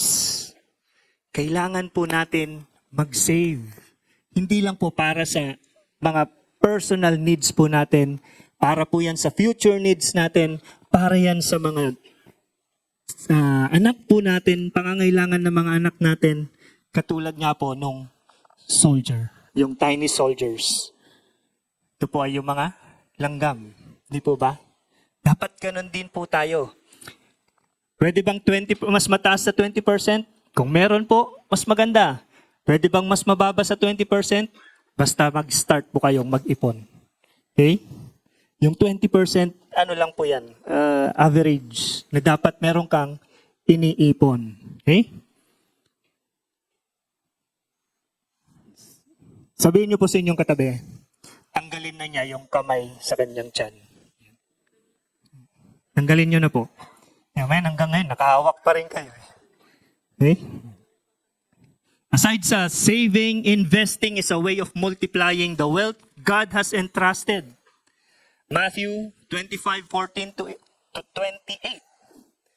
Ito po yung umalis yung boss, tapos binigyan niya ng 100 yung isa, binigyan niya ng 50, binigyan niya ng etc. Yung binigyan niya ng pinakamalaki, na doble, binigyan niya ng sumunod, na doble, pero yung isa, hindi niya ginamit. Natakot. Natakot po siya. So, biblical principle, kailangan po talaga nating mag-ipon at mag-invest din. Mag-ipon at mag-invest. Okay? This is not just for our current needs or future needs, but also to impact and further God's work on earth. Habang inaantay po natin ang pagdating ng Panginoon, gamitin po natin yung mga investments natin. Hindi lang para sa sarili natin, kundi para din po sa gawain ng Panginoon. At mamaya i-expound pa po natin yan. Okay? Paano? As some financial advisors kung paano, as bank management, kung paano ang magkaroon ng fund investment at kung ano pang mga pwede po nilang may alok sa inyo para magkaroon po tayo ng investments. Okay? Malaking bagay po ito para makatulong kayo sa gawain ng Diyos tulad ng missions, ng Teruma at love gifts sa pastors and workers, church building projects, community services, sa mga nangangailangan. Dito po natin pwedeng gamitin ang savings at investments po natin. This is one of God's purposes in a way for you to be blessed more. Isa pong paraan to ng Diyos para mas pagpalain pa po ang bawat isa. Failure to save restricts our abilities to serve others. Pag di po tayo nag-iipon, pinipigilan po natin yung makatulong po sa iba. Where saving allows us to be generous and giving. Ang dali pong magbigay kapag meron po tayong ibibigay. Kung meron po tayong ipon. Di po ba? Pastor naman, hirap na kaming magbayad ng utang. Tapos ginawa mo pang 70% yung aming budget. Tapos dinagdagan mo pa ng 20% na savings para sa at investments. Baka di na kami makatulog dyan. Kayod na lang ng kayod. Yan. Sabi po sa military, do first before you complain. Gawin po natin. I encourage you po. Gawin po natin yung savings. Gawin po natin yung investments. Okay? Next. Marami na tayong narinig na challenges tungkol sa tithing and giving. Ang tanong, ginagawa mo ba? Ginagawa mo ba ng tama? Walang greater financial capacity kasi di mo pa rin sinusubukan ang magbigay ng tithes. Hanggang dito na lang yung buhay mo kasi hindi mo sinusubukan kung paano magbigay sa Panginoon. Hindi maluwag sa puso mo ang pagbibigay sa Panginoon. Takot mong gawin kasi iniisip mo, mawawalan ka. Takot mong gawin ang pagbigay ng tithes kasi ang nasa isip mo ay mawawalan ka. Tulad ng nabanggit ko po kanina, alisin po natin yung katarata natin sa ating mata. Dahil ito po ang katotohanan. This is the Word of God. Genesis 14:20. And blessed be God Most High, who has delivered your enemies into your hand. And Abram gave him 1/10 of everything. Abraham acknowledged that every victory and blessing comes from the Lord. Galing siya sa battle na ito. 4 na kaharian ang nilabanan niya para i-rescue ang kanyang pamangkin na si Lot. 4 na kaharian, pero napagtagumpayan po niya lahat ito. At alam naman natin, kapag nasa battle ka, after ng battle, anong meron? Plunders. Hakot ang ginawa nila Abraham nung time na yan. Ang daming plunders, ang daming armas, ang daming ginto. Ang dami nilang nakolekta doon sa battle. Pero gusto ko pong i-check po natin yung attitude po natin regarding sa pagbibigay po. Dapat maging aware tayo na ang lahat ng meron tayo ay galing sa Diyos. Yung trabaho mo, yung hininga mo, yung kakayanan mo, kung ano ang meron ka, i-acknowledge po natin, galing lahat yan sa Panginoon. Katulad ng ginawa po ni Abraham. Lahat ng mga tagumpay niya, galing lahat yan sa Panginoon. Kaya sa kanyang pagbibigay ng tenth of His blessings, yung tithes, ay hindi para bumalik sa'yo. Di po ba sabi natin, magbigay ka ng tithes para babalik sa'yo? Possible naman po yan. Pero wag pong ganun yung magiging mindset po natin. Magbibigay ako ng tithes tithes kasi nagpapasalamat ako sa Panginoon sa biyayang ipinagkaloob niya sa bawat isa sa atin. Tithes nga lang po yung hinihingi. 10th lang. 10%. Huwag po natin maging motivation yung pag nagbigay ako ng tithes, kakaroon ako ng kotse. Bibigay ako ng tithes kasi susunod ako sa nais ng Diyos.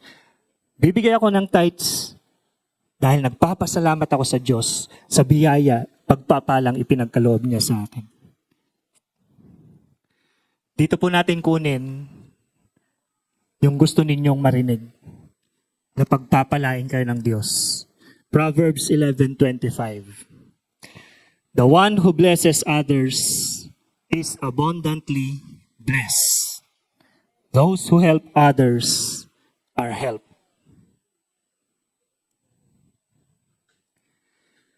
Do you believe the word of God? Ulitin ko po. Pinaniniwalaan ba ninyo ang salita ng Diyos? Ito lang ang ibig sabihin ng pinapaniwalaan po nating verse. Proverbs 11:25. You will be enriched in every way to be generous in every way. Pinagpapala ka ng Diyos para magpala sa mga nangangailangan. Pagyayamanin kayo ng Diyos kapag kayo ay nagpala sa iba.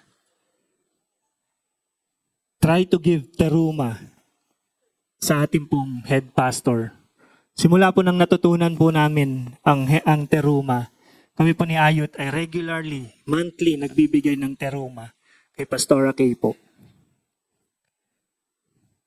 Try to give and share your blessings sa mga pastors, sa mga workers, sa mga CC leaders, mentors, BS leaders, teachers, sa lahat po ng mga workers po ng simbahan, i-share po natin yung blessings po natin. And again, I'll tell you, the Lord will bless you. When we rob tithes, it weakens our relationship with God.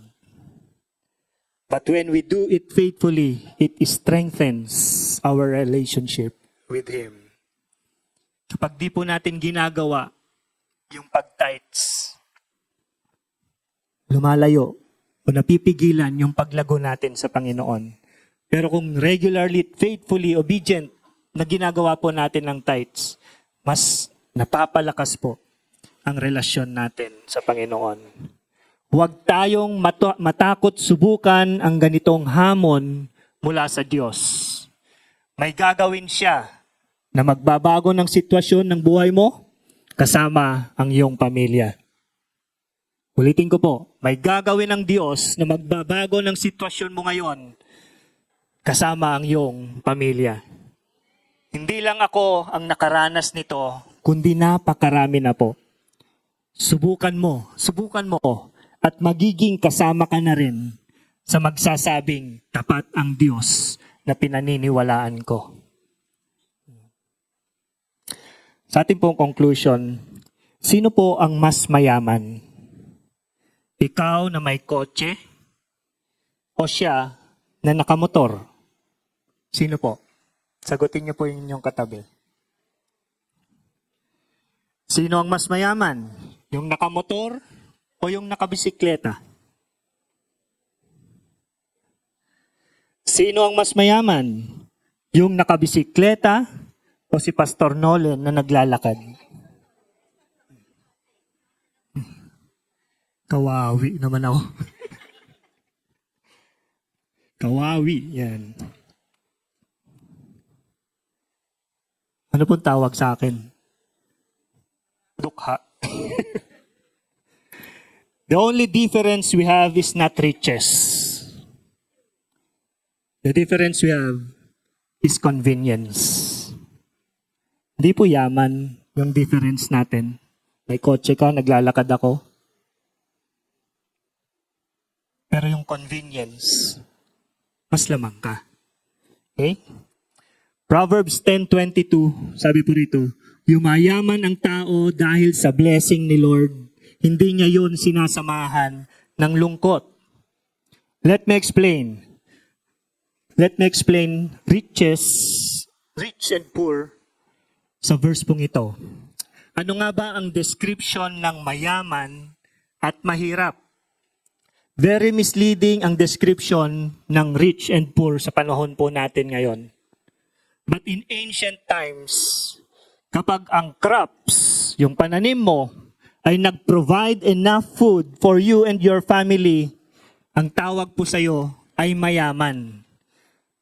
Ang tawag sa iyo ay rich. In Hebrew, ashar. O, sabihin nyo sa inyong katabi, huwag kang mapang-ashar. Ashar. Kapag provided ang pangangailangan mo, kumakain ka araw-araw, ang sabi niyan, mayaman ka.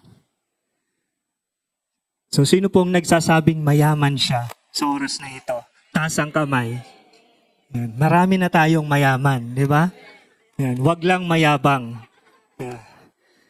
Marami na po tayong mayaman. Provided lahat ng pangangailangan po natin. Pero kung yung crops natin nasira, na peste, na delubyo, na bagyo, at kung ano pang mga nakasira po dun sa pananim natin, ang tawag po sa kanila ay poor.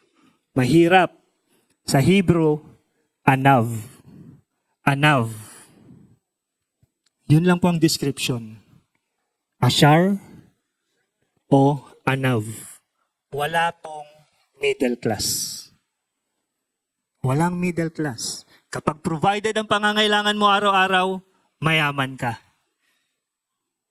Kapag hirap na hirap ka, wala kang makain, mahirap ka. Ganun lang po, kasimple. Okay?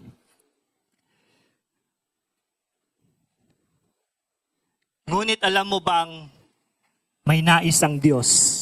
May mas nais pa ang Diyos sa buhay po natin? Hindi lang maging mayaman ang nais ng Diyos sa buhay po natin, but to have a greater financial capacity, but to have a life that is abundant. Hindi lang po pagyayamanin ka niya, mag-uumapaw ang nais ng Diyos sa atin. Gusto niyo po ba yon? Nag-uumapaw ang pagpapala ng Diyos sa bawat isa sa atin. Gusto niyo po ba? Parang ayaw niyo. Hindi ko na itutuloy. Gusto niyo pong malaman? Huwag na. Next week na lang. Let me end with this verse. John 10:10. Ito po ang nais ng Diyos sa buhay po natin. The thief comes to steal, kill, and destroy. I came that they may have life and have it abundantly. Ito po yung nais ng Diyos sa buhay po natin. Hindi lang tayo pagyamanin, but yung buhay po natin to the full. To the fullest. Gusto ng Diyos sa atin, abundant yung buhay po natin. Dinidesire po ba natin ito? Sa ating pong pagtatapos, dun sa ating hope chest, ano po ba ang nilalagay po natin ngayon dito? Babayad na ako ng utang paunti-unti. Magbabudget na ako. Mag-iipon na ako. Magbibigay na ako sa Panginoon ng tama para sa Panginoon. Ito po ba yung binibigay natin sa ating hope chest? Nilalagay po natin. While waiting sa pagdating po ng Diyos, ng Panginoong Jesus. Hayaan po natin, gamitin po natin ang meron tayo para sa kanyang gawain. Habang inaantay po natin ang pagbalik niya, gamitin po natin yung resources natin kung ano ang meron tayo para sa Panginoon, para sa mga nangangailangan, para sa kapwa po natin. This will lead us to greater financial capacity. Huwag po tayong mag-acquire ng para sa sarili lang po natin. Huwag tayong mag-acquire ng para lang sa pamilya po natin. Gamitin po natin kung anong meron tayo para po sa gawain ng Panginoon. At kapag ginawa po natin ito, surely, pagpapalain po tayo ng Panginoon. God bless you po. At meron po magbibigay ng testimony. At siya na lang magsasabi kung ano yung testimony po niya. Wala iba kundi si Julius po.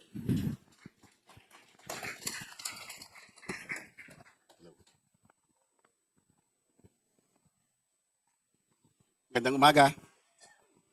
Good morning. Are you up for a challenge? Cha-challenge ko kayo. Tungkol ito sa mga struggles ko financially. At nagsimula ito January something 2017. Nalubog ako sa isang sitwasyon na ang hirap kong umahon. When I thought I was at the peak of my business, yung nasa kasagsagan ako ng aking career, ng aking negosyo, ang dami kong pangarap, ang dami kong plano, and when I thought also that I was speeding towards my success, to the peak of my success, may mga nangyari. Contractor po pala ako. Architect contractor. May mga sitwasyon na hindi ko inaasahan na sunod-sunod na mangyayari sa mga projects. May projects akong may mabigat na nangyari sa isang site sa Parañaque, napunta sa Antipolo, napunta sa Quezon City. In just a span of 1 month, 4 na projects, sunod-sunod nangyari. Lahat yon kailangan ng malalaking funds na kailangan kong punuan. Okay. Bago kasi yun, meron akong ginawang hindi maganda. Dahil nga medyo nalunod ako dun sa tagumpay, kung tawagin man nila yan, tagumpay man o whatever. Gumagawa ako ng mga bagay na hindi ko na kinukonsult sa Lord. Dahil akala ko ay nandun na ako. Kayang-kaya ko na. I start purchasing properties dahil akala ko mayaman na ako. Akala ko lang. Nagpaplano na ako ng walang konsulta sa Lord. Namimili na ako actually I have car loans din na ginawa. I build house for a friend na dahil kaibigan kami, walang collateral, sagot ko muna lahat, pay when able. Dahil akala ko, kaya ko. Pure friendship, at katulad ng sinabi ni Pastor Nolan, pure love, yabang lang din. Puro kayabangan lang din. Wala na akong pinapakinggan. May mga kaibigan ako na nagre-remind sa akin. May mga kamag-anak din. Madalas si Mrs. nire-remind ako. Pero hindi rin ako nakikinig dahil nandun ako lagi sa, kaya ko yan. May connection ako. May suppliers ako. May mga contracts akong malalaki pa. At worse, yung tithes ko dinadaya ako. Dahil nga medyo malaki yung project, malaki yung net, doon ko kinukuha yung tithes sa net, pero dahil medyo malaki pa din, binabawasan ko. In other words, hindi ako faithful. Alam ko yung kahalagahan ng tithes. Nagbibigay ako ng tithes, pero hindi kumpleto. Hindi buo. Yun lang yun, yung mga maling desisyon na ginawa ko. Sa napakarami. Dahil kong maling desisyon. Ngayon, ang nangyari, dahil nangyari lahat yun, I could not pay my suppliers anymore. Nag-i-issue ako ng cheque, pero alam kong tatalbog. I could not provide payrolls doon sa mga tao ko. Laging delay. Kung meron man, bale-bale. I wasn't able to deliver the project on time. Yung mga clients mo, hindi na nagtitiwala sa'yo. Suppliers mo, hinaharas ka na. Hindi ka na rin pinagtitiwalaan. Projects being terminated one after another. Yung mga projects mo na akala mo magtutuloy, tiniterminate na. Naalis na. All of that because of the wrong decisions na nagawa ko. What went through my mind? Siyempre, na-depress. Totoo pala yung depression. And of course, dahil nga may mga properties ako na ibenta, ay na-acquire dati, dahil akala ko okay na, dahil kung na-acquire na properties, lahat yun naubos. I started selling properties. Yung lahat ng loans ko, ay car loans ko na nahatak. Yung ibang hindi nahatak na ibenta. nasira yung relasyon sa mga kaibigan. Tapos dahil doon, tuloy-tuloy ang depression, ayaw mo na lumabas ng bahay, gusto mo lang magkulong. Tatago ka sa kwarto. Gusto mo madilim, hindi ko alam kung bakit, pero gusto ko madilim yung room. Magsha-shower ako, maabot ako ng 1 oras kalahati. Basta magsha-shower lang ako, sinasabay ko lang yung luha ko, yung iyak ko. I blame other people also. Lahat na, kaibigan, kamag-anak, misis ko, ayokong i-blame yung sarili ko, nabiblame ko yung ibang tao, hindi ko alam kung bakit. Kasama sa depression. And worse, syempre, I started to doubt myself. At sa God, kay God. Ni-entertain ko yung datos na pinabayaan ako ni Lord. Alam mo, faithful ang Lord sa'yo, faithful ka sa Lord. Pero bakit ngayon, tahimik ang Lord? Hindi mo maramdaman yung pagkilos niya, hindi mo maramdaman yung kamay niya, ang tahimik. So, may mga question ako sa ganun.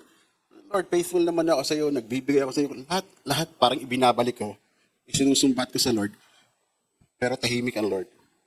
Pero sabi nga sa isang kanta, if you cannot, if you can't, blah, blah, something la. Pag hindi mo naramdaman yung kamay niya, magtiwala ka sa puso niya. Parang ganun. I seldom go to church. Kung magsi-church man ako, gusto ko sa ibang church. Ayoko rito. Hindi ko alam kung bakit din, pero parang napapraning na rin ako. So, sorry for the word praning. Pag may nakikita akong kasama sa church, iisipin ko, pinag-uusapan ako ng mga to. Or, simple, kahit may nagpa-park sa tapat ng bahay, sasabihin ko sa misis ko, paalisin mo yan. Di ko kilala yan. Anong gagawin yan dito? Nakikipark lang naman. Parang ganun.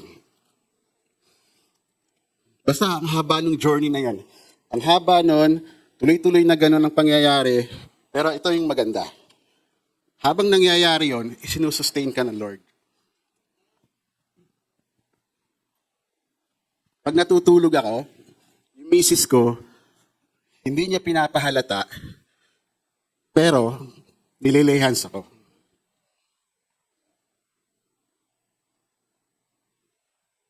Sisi family. Yung mga kasisi ko, dati once nung, hindi pa nangyayari once a month, nag-meet kami. Pero nang nangyari yon, almost every week, tatawag si Pastor Nolan. Ito yun.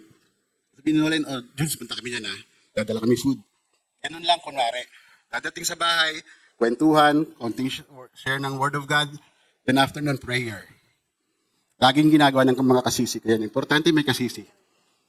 Pagkatapos, pag-uuwi na, sisimple ng abot, kasi nung time na yun, walang-wala na, ubos na.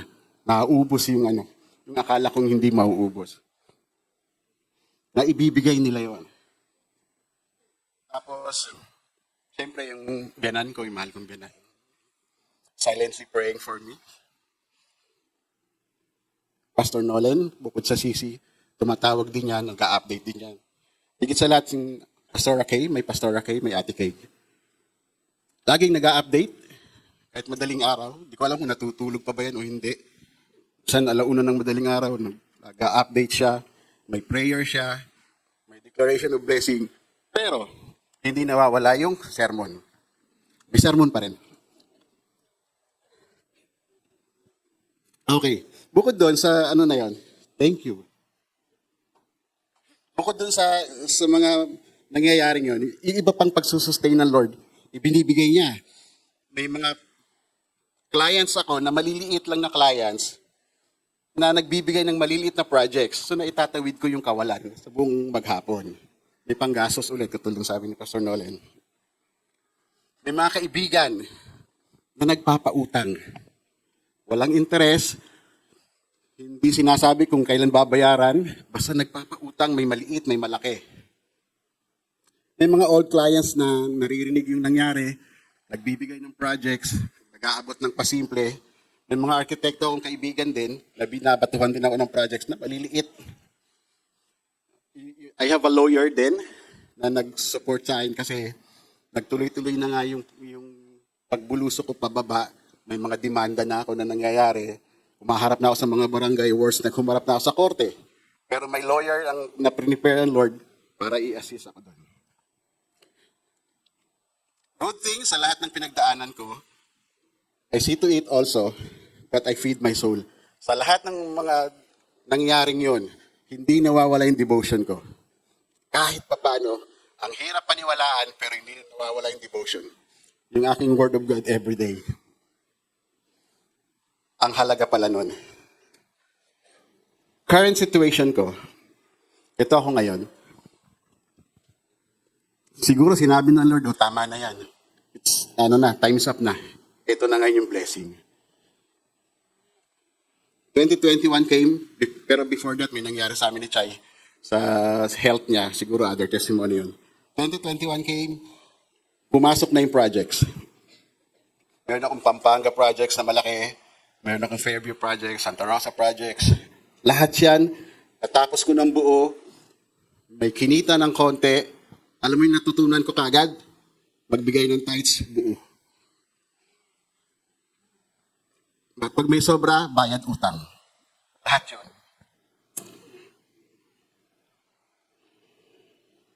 Ngayon, pinalitan ng Lord yung mga nawala. Lahat bagong clients. Bagong suppliers, kasi yung suppliers ko dati hindi nagtitiwala. May mga suppliers ako ngayon, mga bago. Mas malalaki ang time, ko. Credit limit ko. Mas mahuhusay ng mga tao. At higit sa lahat, bago yung pananaw ko sa pag-hold ng project. Natuto ako ng gusto. I started to make payments sa mga may utang. Some huge amounts, some small amounts.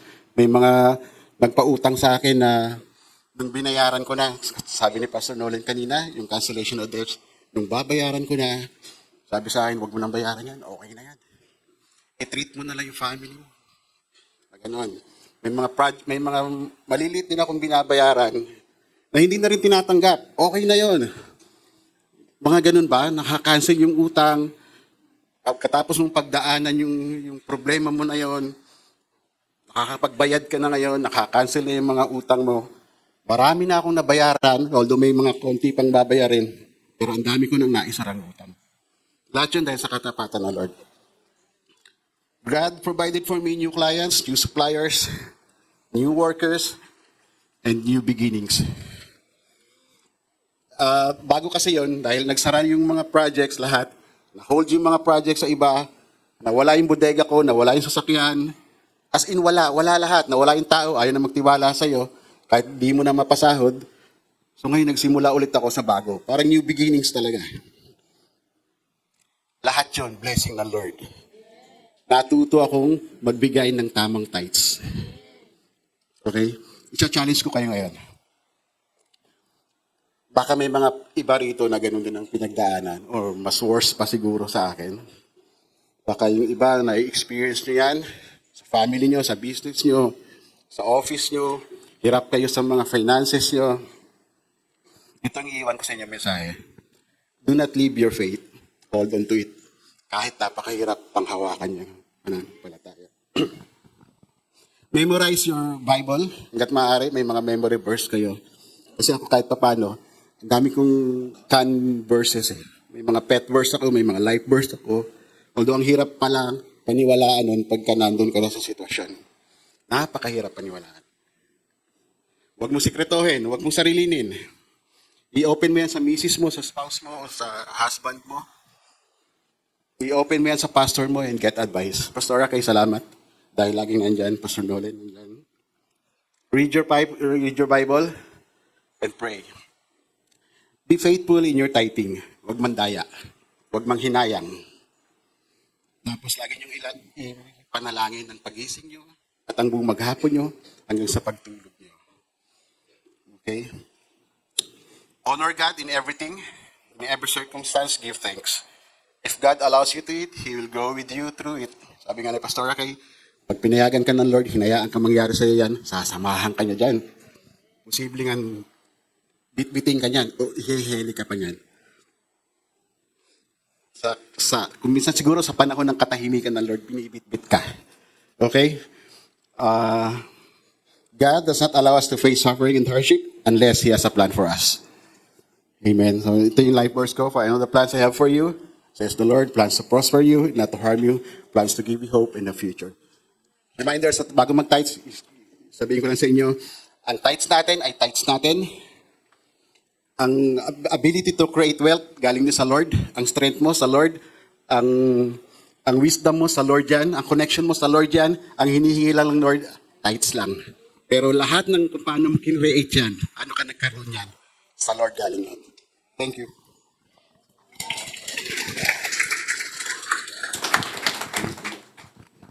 Praise the Lord. Thank you, Kuya July, for your encouraging, motivating, inspiring testimony po. And kailangan ko po ba kayo i-challenge? Ayan. So ano lang po, so yung tithing po talaga is not only about the money na share natin, offer natin sa church, but na financial support sa church, but it is also our obedience po talaga sa Panginoon. Amen? One is obedience sa Lord, and pangalawa po is yung recognition nga po natin, binanggit kanina ni Pastor Nolan, recognition natin na si Lord po ang pinanggagalingan ng lahat ng bagay, at yung ibinibigay po natin sa Kanya ay yung ating pasasalamat po. Amen po? Amen. So, pwede po ba yung ating ushers? Thank you, Lord. Let's pray. Ready na po ba ang inyong mga offering, tithes and offering? Lord, we thank you, Lord, for the many ways, the countless ways, the unimaginable ways, kung paano ka po nagiging mabuti sa amin, Panginoon, kung paano ka po nagiging Diyos sa aming mga buhay, Panginoon. Lord, as we give today, may you honor this offering, Panginoon, and we give you this, Lord, ng buong puso, Panginoon, at ng may puso ng pagsunod sa iyo, O Diyos. Lord, bless the works of our hands, yung aming pong mga mga hanap buhay po namin, pagpalain niyo po, Panginoon. At yung offering na ibibigay namin ngayon, ay we pray, Lord, na lalago ito at malayo po yung mararating, Panginoon. Maraming tao yung matutulungan, marami ang marireach out, Panginoon. And masuplayan po yung pangangailangan ng sambahan na ito, Panginoon. Thank you, Lord, for everything, Lord. In Jesus' name we pray. Amen. While the offering is being collected, let us cap this service with a song, Praise the Lord, He Never Changes, at totoong-totoo po yun. Let's welcome Brother Lito de la Paz.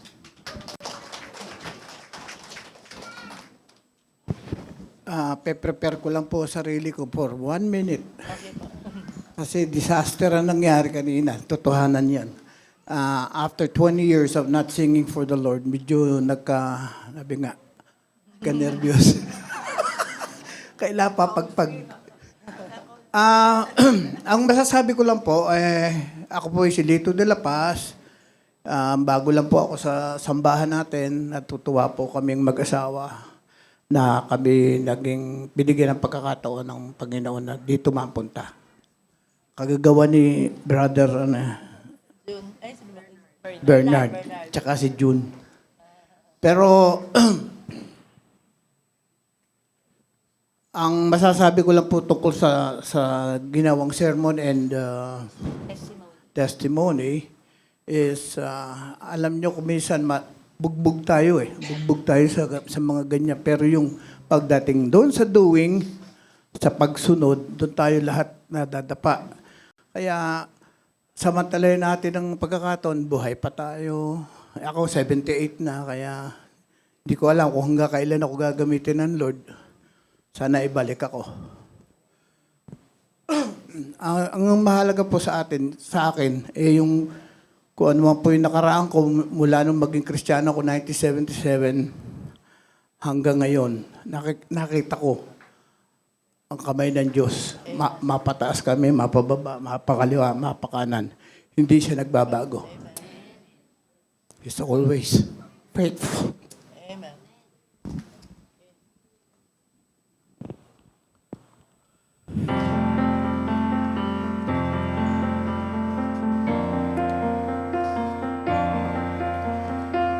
Life is moving faster than it ever has before. What tomorrow brings now isn't certain anymore. Many paths from each to choose. Don't know which way to run.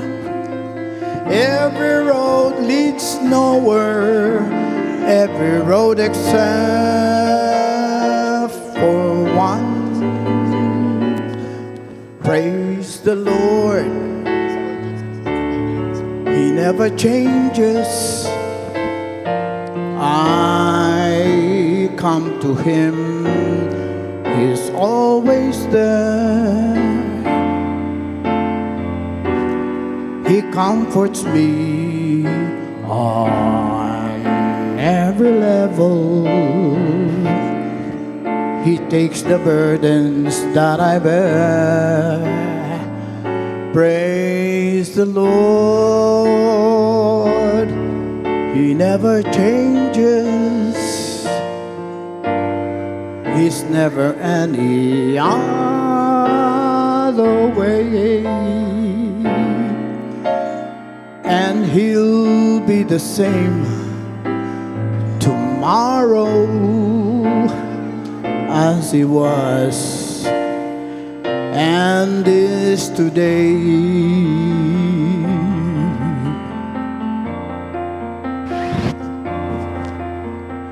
Friends and faces come and go like ashes in the wind. Attitudes arise that I don't fully understand.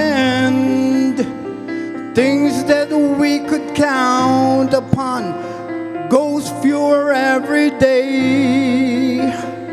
When your number gets to one, that one will show the way. I praise the Lord. He never changes. I come to Him. He's always there. He comforts me on every level. He takes the burden that I bear. I praise the Lord. He never changes. He's never any other way.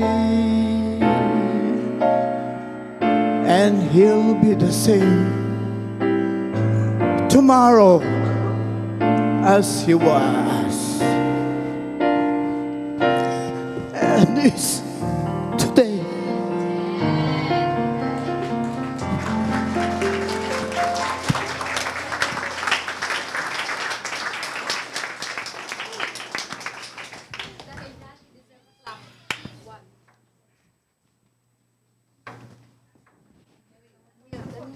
Tayo pong lahat ay tumayo para sa ating closing prayer.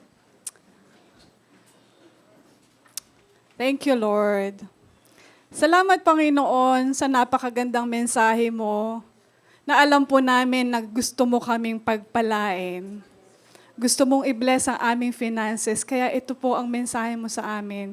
Kaya tulungan mo nga po kami, Panginoon, kung ano yung narinig namin. Mai-apply po namin ito sa aming buhay araw-araw. Itaas po natin ating mga kamay for benediction. Ang Diyos Ama natin na nag-create ng mundo, na gusto tayong i-bless. Ang blood ni Jesus Christ na nagbigay sa atin ng victory para maging victorious tayo sa ating finances. At ang sweet fellowship ng banal na Espiritu na magko-convict sa atin na maging good steward sa ating mga pananalapi. Ang sumama sa atin ngayon, bukas, ngayong week na ito at buong 2025 at panghabang buhay. Sa pangalan ni Jesus, amen and amen. God bless you po.